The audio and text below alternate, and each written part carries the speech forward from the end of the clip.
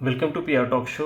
आप सभी का स्वागत है पीआर टॉक शो में और मेरा नाम है मोहम्मद शहबाज आलम। आज हम डिस्कशन करने वाले हैं यूएस जो टैरिफ लगाया है इंडिया पे, पहले 25% फिर 50%। तो उसके रिप्रकशन को हम देखेंगे और कैसे देख रहे हैं वो हम दिखाते हैं। शुरुआत करते हैं पहले कुछ अच्छी चीज़ों से।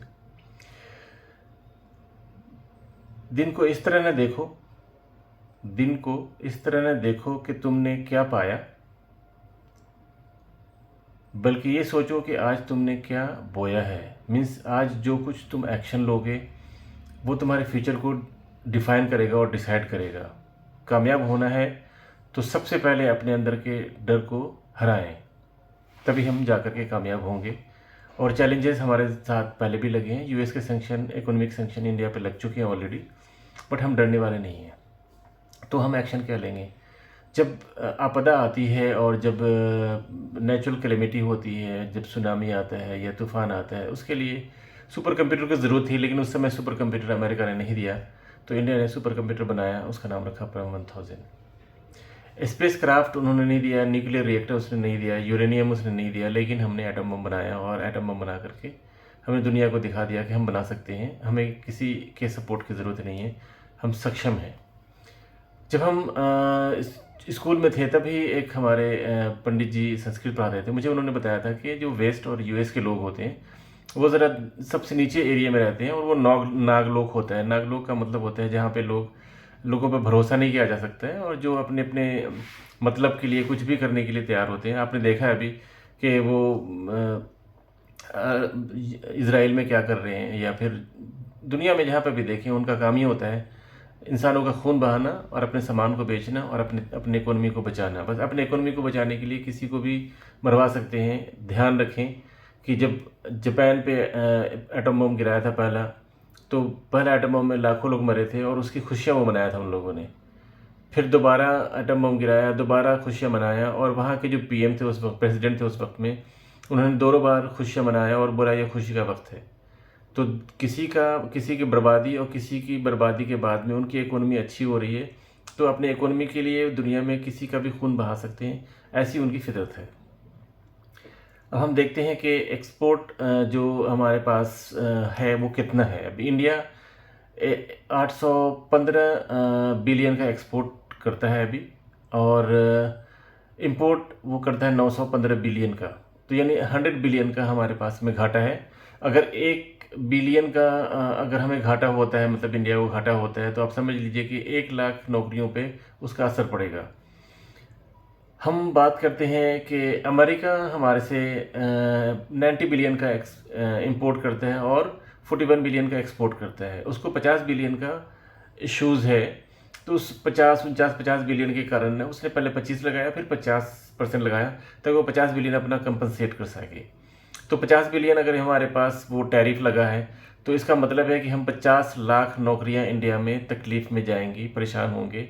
और ये एक बहुत बड़ा चैलेंज है, क्योंकि ये नेशनल इमरजेंसी से कम नहीं है। कोरोना काल तो अलग था, लेकिन उस कोरोना काल से भी ये महा कोरोना काल के जैसा है। ये नेशनल इमरजेंसी है और इसमें इंस्टेंट डिसीजन की ज़रूरत है, ताकि तुरंत में ऑक्सीजन मिले इकोनॉमी को। अदरवाइज़ ये इकोनॉमी बहुत ज़्यादा हैम्पर्ट कर सकती है। क्योंकि आपको भी पता है कि अभी इंडिया पे 2.09 लाख का कर्ज़ है। ओवरऑल अगर आप देखें तो वो डिफिसिट है और कर्ज़ में हम डूबे हुए हैं अभी हैं। हर इंसान पे 4,90,000 का कर्ज़ है, और ये पहले 3,90,000 का कर्ज़ था 2023 में। 25 में जाकर के 4,80,000 का हो गया, और ये अमेरिकन टैरिफ के बाद में अब हमारे पे 7,20,000 का कर्ज़ है हर इंसान पे। तो अब यही हमारे पास ऑप्शन बचता है कि हम एक्सपोर्ट को कैसे बढ़िया करें ताकि हम इंडिया को बचा पाएँ। सबसे पहली चीज़ हम देखते हैं कि MENA region, middle east and north African region, जिसमें 21 कंट्री आती है, जिसमें पूरे अरब कंट्रीज आते हैं, नॉर्थ अफ्रीकन रीजन आता है। ये काफ़ी अफोर्डेबल कंट्रीज़ होते हैं। इन कंट्रीज़ के साथ में हमारा बिजनेस 226 बिलियन का ऑलरेडी है, जबकि हम 27% ग्रोथ से नीचे आकर के 19% ग्रोथ पे हैं। अगर हम अच्छे से रिलेशन इनके साथ निभाएं तो हमारा ग्रोथ 30% तक जा सकता है, यानी हमारा बिजनेस 300 से 350 बिलियन डॉलर तक जा सकता है। अगर ऐसा हम कर लेते हैं तो इससे हमारा काम ही ख़त्म हो जाता है। फिर हमारा यूएस एक सरप्लस बिजनेस हो जाएगा, हमारा उससे कोई ज़्यादा परेशानी नहीं होगी। हम रशिया को देखते हैं। रशिया से 70 बिलियन का हमारा ट्रेड होता है आपस में।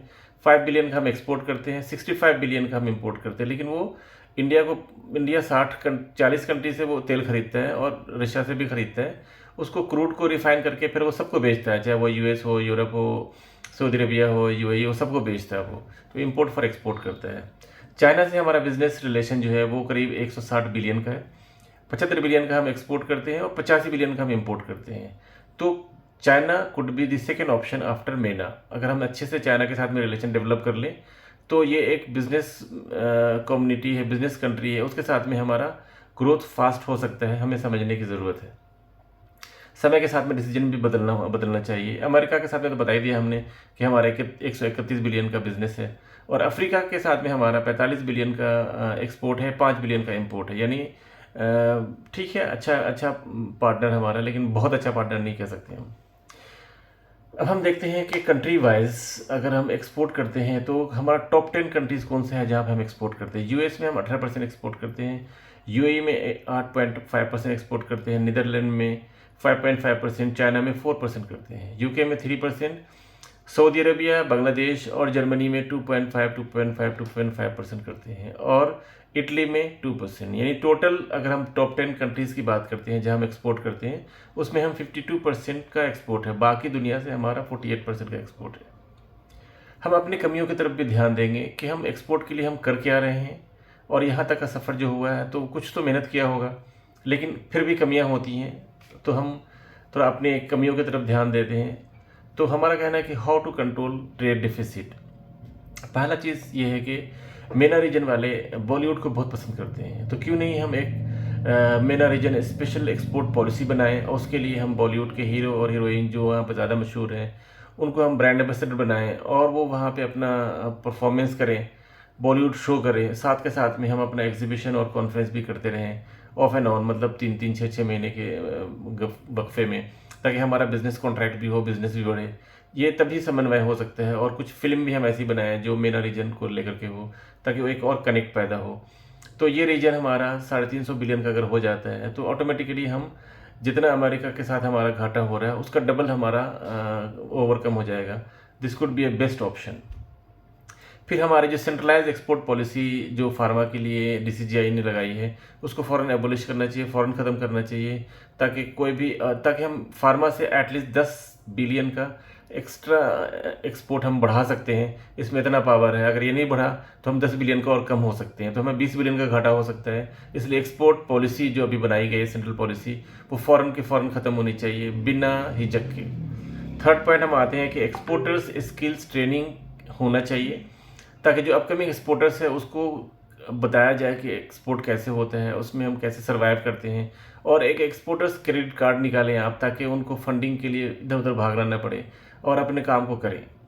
चौथा पॉइंट हमारा आता है कि एक्सपोर्ट ड्यूटी ड्रॉबैक बंद कर दिया गया। ये ब्यूरोक्रेट्स ने जो सजेशन दिया ऐसे करो वैसे करो, तो गवर्नमेंट ने बंद कर दिया। अमेरिका में भी जाता है या तुम तमाम दुनिया में जाता है, तो हम एक्सपोर्ट ड्यूटी ड्रॉबैक को बढ़ाएं। 2%, 3%, 4%, 5% पे लोग काम करते हैं और उसी को हमने बंद कर दिया है।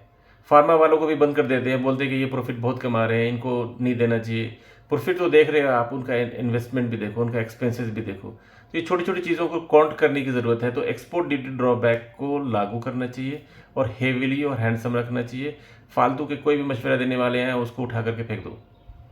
पांचवा हमारा पॉइंट होता है कि इनवाइट करो फॉरेन यूनिवर्सिटीज़ को कि यहाँ पे फॉरेन कैंपस बनाएं और यहाँ पे जो लोग यहाँ से बाहर जा रहे हैं इंडिया से, वो बाहर ना जा करके वो फॉरेन कंट्रीज़ में पढ़ना चाहते हैं ना, फॉरेन यूनिवर्सिटीज़ में, वो यहाँ पढ़ ले। फाइनल अपना उनको डिग्री मिलना है, उसी कंट्री का डिग्री मिल जाएगा अगर उनको इतना ही डिग्री का ज़्यादा ये है तो उससे हम पैसे को बहुत कंट्रोल कर सकते हैं। क्योंकि हमें पता होना चाहिए कि इंडिया से हर साल 25 लाख लोग इंडिया से बाहर जाते हैं, कुछ पढ़ने के लिए, कुछ नौकरी के लिए, कुछ बिजनेस के लिए, और कुछ जो इंडिया से परमानेंट के लिए चले जाते हैं, जो शहरियत ले लेते हैं। 2 लाख से 2.5 लाख के बीच में हर साल लोग शहरियत ले रहे हैं इंडिया के बाहर जाकर के, जो मल्टी मिलियनर होते हैं। उस पर सवाल है कि वो क्यों जा रहे हैं, उनको क्या डर लग रहा है इंडिया में और क्या हम उसको कंट्रोल कर सकते हैं। छठा पॉइंट हमारा है कि ड्यूअल सिटीजनशिप अगर हम देते हैं तो नेचुरली है कि हमारे साथ में इंक्लिनेशन ज़्यादा होगा और हमें पता होना चाहिए कि हमारा जो डायस्पोरा है, इंडिया का डायस्पोरा वर्ल्ड में सबसे बड़ा डायस्पोरा है। ये करीब इसमें 4 करोड़ के लोग होते हैं और ये इस डायस्पोरे को हमें कनेक्ट करने की ज़रूरत है। उसको हम फाइनेंशियली और कमर्शियली कैसे वायबल बना सकते हैं, उसको हमें ज़रूरत है, क्योंकि वो बहुत इंपॉर्टेंट हमारे लिए है। 7वां पॉइंट है कि जितनी भी यूनिवर्सिटीज़ और कॉलेजेस हैं इंडिया में, उनको उनके R&D को बहुत मजबूत करने की ज़रूरत है। पेटेंट तो होते हैं उनके पास में, लेकिन वो कमर्शलाइज नहीं करते हैं। तो ये कमर्शलाइज करें, और कमर्शलाइज करने के लिए हम लोग एक दूसरे के साथ खड़े हों और उसके लिए कुछ बेनिफिट दिया जाए कि अगर आपकी एक ट्रेडमार्क या जो भी पेटेंट कमर्शलाइज होते हैं तो आपको XYZ प्रमोशंस मिलेगा या जो भी इनाम मिलेगा। 8वां पॉइंट हमारा है कि जो exporters friendly export promotion council है, तो एक्सपोर्ट प्रमोशन काउंसिल जितने भी इंडस्ट्री के अलग अलग है, जैसे फार्मा के लिए अलग है, हर्बल न्यूट्रा के लिए अलग है, सबके लिए अलग है, कॉस्मेटिक्स के लिए और पेट्रोकेमिकल के लिए एक्सपोर्ट प्रमोशन काउंसिल है, उसको थोड़ा ऑटोनोमस बनाएं और उनको फंडिंग भी करें।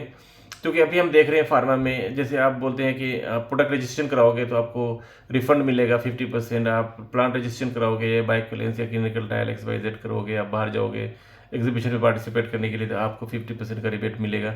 लेकिन अभी देखें तो प्रोडक्ट रजिस्ट्रेशन की बात करता हूँ मैं, प्रोडक्ट रजिस्ट्रेशन और प्लांट रजिस्ट्रेशन में इतने सवाल करते हैं, करते करते करते करते आखिर में देते ही नहीं है। इसका मतलब है कि उनके पास फंड नहीं है, और वो फंड नहीं है तो इसलिए वो क्या करें, उसी में से तो मिला जुला करके 1% लोगों को वो रिफंड करते हैं, बाकी वो करते ही नहीं है। इसका मतलब है वो फार्मा एक्सपोर्ट प्रमोशन काउंसिल हो या एनी प्रमोशन काउंसिल हो, उनके पास में फंड ही नहीं है। तो नाम का सिर्फ प्रमोशन काउंसिल है, लेकिन प्रमोशन के लिए उनके पास कुछ है ही नहीं है। एग्जीबिशन करने से सिर्फ बिजनेस नहीं होता है। आप देखें कि आपके साथ में जो लोग बिजनेस कम्युनिटी है, उसको फंड करने की भी ज़रूरत है, उसको क्रेडिट कार्ड की भी ज़रूरत है, तभी वो जाके ग्रो करेंगे। वो हर चीज़ के लिए एंजल इन्वेस्टर्स और सीड इन्वेस्टर्स और वेंचर कैपिटलिस्ट के पीछे पीछे नहीं घूमेंगे। वो आपको भी उनके साथ में देखना होगा। बाकी लोगों को इतना पैसा दे देते हैं ताकि वो यहाँ से भाग जाता है और मज़े लेता है ज़िंदगी के। आप एक्सपोर्टर को देना, एक्सपोर्टर को एक्सपोर्टर क्रेडिट कार्ड निकाल दें एक इंडिया में, देखें कैसे काम होता है फटाफट। 9th पॉइंट पे है कि हमें इंडियन डायस्पोरा को सुनना चाहिए कि वो इंडियन डायस्पोरा क्या बोलता है, कैसे कमर्शियली हम वायबल बना सकते हैं इंडिया को। उसको सुनने की ज़रूरत, उसको कनेक्ट करने की ज़रूरत है, उसको रिकॉग्निशन देने की ज़रूरत है, उसको बेनिफिट देने की ज़रूरत है। वो जब इंडिया आते हैं उनको प्रिविलेज देने की ज़रूरत है, तभी जाकर के वो हमारे से ज़्यादा खुश होंगे। 8वां और 10वां पॉइंट हमारा जो आता है वो ये है कि एक एक्सपोर्टर टीम इंडिया बनाइए, अलग अलग इंडस्ट्री का अलग अलग डिपार्टमेंट इंडस्ट्री का बनाएं, ताकि वो उसके लिए उसमें बिजनेस कम्युनिटी को लेके आएँ। ब्यूरोक्रेट्स को पावर ज़्यादा न दे वहाँ पे, अदरवाइज़ वो ब्यूरोक्रेट्स क्या करते हैं, काम कम करते हैं, नाम ज़्यादा करने के लिए कोशिश करते हैं, ताकि उनका प्रमोशन हो, उनको ज़्यादा प्रमोशंस मिल करके वो हो सकता है कि उनको ऐसा लगे कि हम मिनिस्टर्स भी बन सकते हैं। तो इन सब चीज़ों से उनको थोड़ा सा कंट्रोल करके रखने की ज़रूरत है। बिजनेस कम्युनिटी को ज़्यादा बढ़ाने की ज़रूरत है, ताकि उनको पता है कि उनको उनकी तकलीफ़ क्या है, उनको क्या प्रॉब्लम है, क्या हो सकता है। हम छोटी सी बात कहते हैं कि एक्सपोर्ट जो पॉलिसी सेंट्रलाइज बनी है अभी, वो अप्रैल में ही बना दिया गया है। अप्रैल में जून जुलाई अगस्त आ गया है, अभी तक उस पर कुछ भी नहीं हुआ है। इसका मतलब ये होता है कि जो ब्यूरोक्रेट्स होते हैं ना, उनको सिर्फ अपनी चलानी होती है, अपने ईगो को चलाना होता है। उससे देश नहीं चलता है। देश चलेगा जब बिजनेस होगा, और देश चलेगा जब एक्सपोर्ट होगा। तो एक्सपोर्ट जब आएगा तो फॉरेन करेंसी आएगी, फॉरेन करेंसी आएगी तभी तो इंपोर्ट एक्सपोर्ट बैलेंस होगा। अदरवाइज अभी हम $100 बिलियन के घाटे पे चल रहे थे ऑलरेडी, अब हम 150 बिलियन के घाटे पे जाएंगे। तो इससे क्या होगा कि आप देख ले 50 लाख नौकरियां खतरे में चली जाएंगी, ठीक है। और ये डाउन टर्न आएगा, बहुत ज़्यादा चैलेंज आने वाला है। तो इस चैलेंज को ओवरकम करने के लिए हमारे पास और क्या हो सकता है, उसके लिए कोई मंत्र है अपने पास में? उस मंत्र को निकालने के लिए हम क्या कर सकते हैं? मंत्र कुछ नहीं होता है। मंत्र ये है कि एक बोल्ड डिसीजन की ज़रूरत है, एक बोल्ड पॉलिसी की ज़रूरत है, उस पॉलिसी को इम्प्लीमेंट करने की ज़रूरत है ईमानदारी से, और बिजनेस कम्युनिटी को कनेक्ट करने की ज़रूरत है, टीम एक्सपोर्टर्स बनाने की ज़रूरत है। इंडिया आज अगर $815 बिलियन का एक्सपोर्ट कर रहा है, ये 2000 बिलियन का एक्सपोर्ट कर सकता है, क्योंकि हम ज़्यादा कोशिश करेंगे, ज़्यादा हम सपोर्ट करेंगे, तो नेचुरली है कि एक्सपेंशन फास्ट होगा। लेकिन हम मेना रीजन के साथ में अगर हम बात करें तो मेना रीजन के साथ में 21 कंट्री आते हैं और सब पैसे वाले लोग होते हैं। लेकिन यहाँ पे हम इनसे थोड़ा सा पीछे हट करके हम सेल्फ रिलायंट होकर के हम डिपेंडेंट नहीं है मेना रीजन पे। भाई डिपेंडेंट होने की ज़रूरत नहीं है। आप उनसे एक्सपोर्ट करते हैं, उनको एक्सपोर्ट करते हैं, उनसे इंपोर्ट करें। तो एक्सपोर्ट इंपोर्ट रिलेशन अगर आप डेवलप करेंगे तो तभी हम ग्रो करेंगे। हम उनके साथ इंपोर्ट कम करें जिनसे हमें फ़ायदा कम हो रहा है। सपोज़ अगर मलेशिया है, इंडोनेशिया है और जो लोग भी वियतनाम है ये सब हमारे को ओएस देते हैं, उनको भी आप कुछ दें, उनको भी ब्रह्मोस बेचें या कुछ और बेचें, कुछ भी तो बेचें ताकि आपका बैलेंस हो, ट्रेड डिफिसिट बैलेंस हो। ऐसा नहीं है कि हम सबसे सिर्फ राफेल लिए चले जाते हैं फ्रांस से, लेकिन हम एक्सपोर्ट कर रहे हैं जर्मनी को, तो जर्मनी से ही हम क्यों नहीं खरीदते हैं कुछ? हम ऐसे ऐसे कंट्री से क्यों खरीदते हैं जिसने हमारे साथ में, जिसमें हमारा ट्रेड डिफिसिट हो रहा है? तो ये थोड़ा हमें समझने की ज़रूरत है, एक्सपोर्टर कंट्री के साथ ज़्यादा रिलेशन बनाने की ज़रूरत है, एक्सपोर्ट पॉलिसी की ज़रूरत है, और तभी हम इस देश को बचा सकते हैं। तो अगर आपको हमारा वीडियो अच्छा लगता है तो आप इसको पसंद कीजिएगा, शेयर कीजिएगा, सब्सक्राइब कीजिएगा। आपका कोई सुझाव है तो ज़रूर दीजिएगा, और आपके तरफ से कोई अगर कोई टॉपिक ऐसा है जिस पे आप बोलना चाहते हैं, आप बताइएगा, हमें अच्छा लगेगा। Thank you so much, take care.